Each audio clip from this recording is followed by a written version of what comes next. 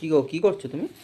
এই যে এই যে আমার মেয়ের মম পিমনি বাড়িতে আসার পরে দিয়ে গেছিল এটা বেড কাম মশারি, এটা তুলে আমি কি রেখে সুন্দর দিয়েছিলাম। দেখতে এটা। হ্যাঁ, মানে মানে একসাথে দুটোর কাজ হবে, তো এটা আমি তুলে রেখে দিয়েছিলাম। তো এখন ভাবছি এটা ইউজ করে ফেলি, ছোট থাকতে থাকতেই তো ইউজ করতে হবে, নইলে বড় হয়ে গেলে এর মধ্যে ঢুকতেও পারবে না আর ইয়েও করতে পারবে না।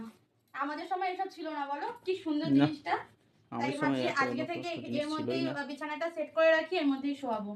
আর এই হলো হচ্ছে ওর সর্ষের বালিশ, এর মধ্যে শুয়ে শুয়ে মাথাটা গোল সেট করতে হবে।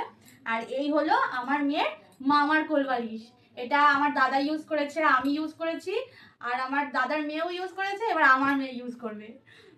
এর মধ্যে বিছানাটা করে ফেলি, করে আজকে থেকে এখানেই শোবে। এটা আমার আরো আগে নামানো উচিত ছিল, কিন্তু ওই পরে পরে আর নেগলিজেন্সি করে আর করা হয়নি, এমনি নর্মাল মশারিতেই শোয়াচ্ছিলাম। খুবই তো সুন্দর দেখো এটা জিনিসটা। কেমন হয়েছে জানাও কমেন্ট করে।